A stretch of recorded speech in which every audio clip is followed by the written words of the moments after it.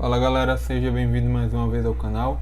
Neste vídeo vamos resolver um exercício sobre erro em regime estacionário. Esse exercício foi proposto pela Monitoria de Controle Dinâmico da Universidade de Brasília. Essa questão ela propõe que você analise o erro no regime estacionário, dado esse sistema de controle aí descrito. Sabemos que o erro em regime estacionário é dado pela entrada menos a saída, num tempo variando até o infinito. Esse tempo variando infinito, nós vamos avaliar determinadas entradas com a entrada R e as perturbações W1, W2 e W3. Nessa primeira parte vamos ver a entrada R de S, onde ela vai ser dada pelo sistema propriamente dito. E sabemos que esse sistema propriamente dito, se olharmos os integradores, a gente vai ver que esse sistema ele é na verdade um sistema do tipo 2. Todo sistema do tipo 2 ele dará um erro em regime estacionário 0 para uma entrada degrau. Para uma entrada rampa, ele dará um erro, no caso um valor, no caso também um valor 0. E para uma parábola, ele dará um valor, no caso constante, né, ou um valor, né, que a gente vai determinar. Então, na verdade, para a entrada R, já sabemos quanto é o valor para, no caso, uma entrada do tipo degrau, para uma entrada do tipo rampa. Na verdade, vai ser igual a 0. Nesse caso, nós vamos apenas calcular para uma entrada parábola, que é, no caso, 1 sobre S ao cubo. Nesse caso, vamos utilizar o princípio da superposição, que é na verdade anular todas as perturbações para calcularmos a função de transferência direta da entrada R de S e da saída Y de S. Então vamos fazer a função de transferência utilizando aquele princípio básico de G de S sobre 1 mais G de S para um sistema de realimentação negativo. E aí nesse caso, fazendo as contas, achamos que a função de transferência é K, S mais 1 dividido por S ao quadrado, S mais 2, mais K que multiplica S mais 1. Com essa função de transferência, nós vamos então utilizar o teorema do valor final, que é dado no caso, pelo limite de S tendendo a 0 de S E de S. O E de S nada mais é do que o R de S menos o C de S ou Y de S, no caso desse problema. E aí, na verdade, a gente pode isolar o T de S. Na verdade, isolando o R de S, nós vamos ter 1 menos T de S. Porque C de S nada mais é do que, no caso, a função de transferência vezes a própria entrada. Continuando, portanto, os cálculos, nós vamos ter então que no caso o limite vai ser igual a S sobre 1 sobre S ao cubo, que é na verdade a entrada parábola, e no caso aí eu vou ter 1 menos a função de transferência. Fazendo algumas simplificações, nós vamos ter 1 sobre S ao quadrado, e enfim, tirando o mínimo, nós vamos ter toda essa expressão aí, S ao quadrado, S mais 2, e aqueles termos KS mais 1 vão ser, no caso, cancelados, né? No caso, sobrando aí nessa expressão no final, no caso 2 sobre K. Esse é o valor do erro, né, para uma entrada do tipo parábola.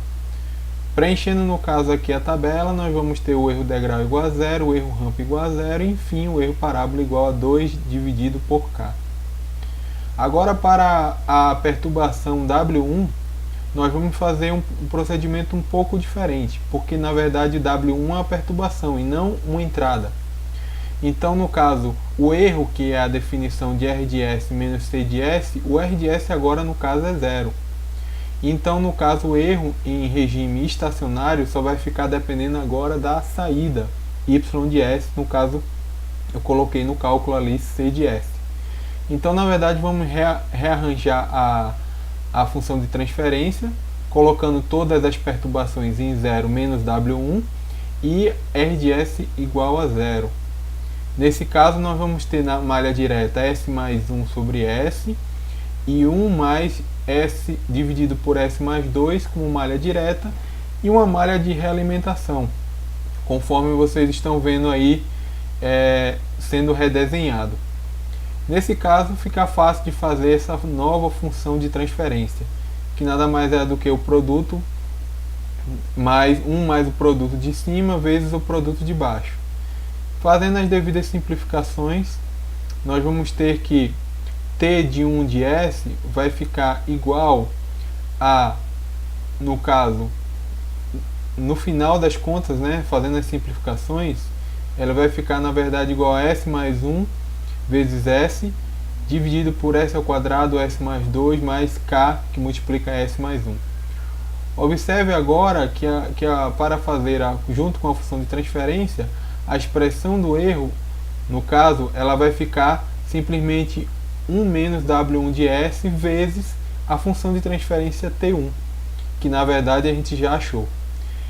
Nesse caso, essa expressão é do tipo, no caso, ela é uma função do tipo 1, que vai dar, na verdade, 0 para uma entrada degrau, constante para uma rampa e menos infinito para uma parábola. Veja que o menos por conta daquele sinal ali da expressão do erro.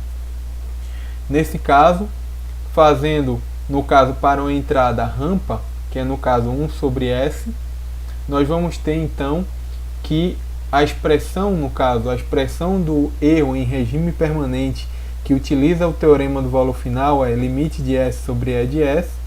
Nós vamos ter então que esse limite vai ser dado por S que multiplica 1 sobre S ao quadrado, que é uma entrada rampa, não esquecer do menos, e enfim a função de transferência T1. Fazendo as devidas simplificações, nós vamos ter essa expressão final, e aí no caso, ainda tirando S igual a 0, vamos sobrar apenas 1 menos K. Né? Não esquecer novamente do sinal negativo da expressão. Bom atentar que E de S é a expressão do erro, e enquanto o E de SS é o erro em regime permanente. Então você precisa utilizar o valor do teorema final, não esquecendo desse S que multiplica o E de S. Então, preenchendo a tabela em W1, nós vamos ter 0 para a entrada degrau, menos 1 sobre K para a rampa e menos infinito para a parábola. Vamos fazer agora para W2, da mesma forma, zerando as outras entradas entrada e perturbação, e fazendo agora um novo rearranjo da função de transferência. A função de transferência, nesse caso, ela vai ser dada pela nova expressão ali de W2. Vamos ter na malha direta agora apenas 1 sobre S mais 2, e na malha de realimentação nós vamos ter as outras duas funções de transferência que já conhecemos aqui. Nesse caso, T2 de S vai ser novamente um rearranjo dessas funções de transferência. Nesse caso, a expressão final vai ficar S ao quadrado sobre S ao quadrado S mais 2 mais K de S mais 1. Agora, uma importante observação é você ver esse derivador na função de transferência, que nada mais é do que vai ser onde você pode também verificar o tipo de sistema. Veja que, por exemplo, a expressão, no caso, só depende da perturbação e da saída, a expressão do erro.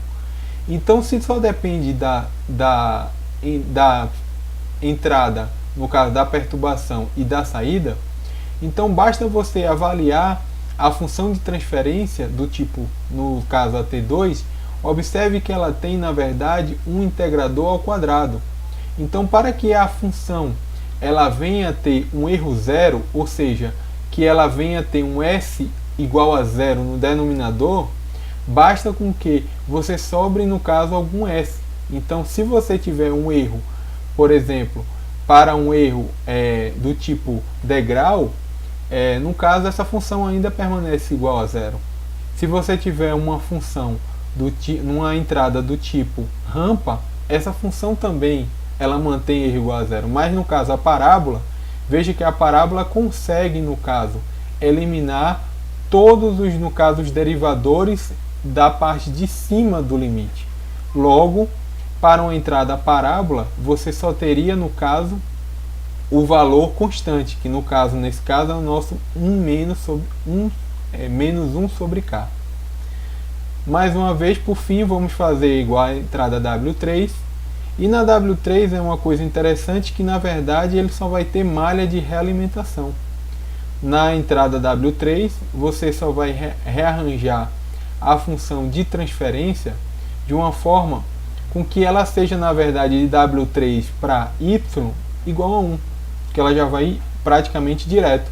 E toda a realimentação seria a nossa função de transferência, no caso, todo esse produto aí, K sobre S, S mais 1 sobre S, vezes 1 sobre S ao quadrado. Quer dizer, 1 sobre S mais 2.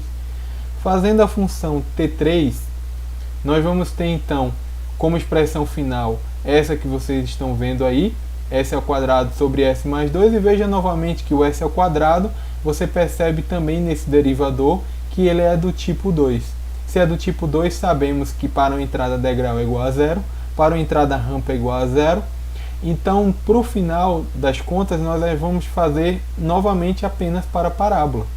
No caso, o nosso W3 igual a 1 sobre S ao cubo. Fazendo as nossas simplificações novamente, temos então, por fim, o valor, no caso, do regime estacionário para a perturbação W3, que na verdade é 1 menos 2 sobre K.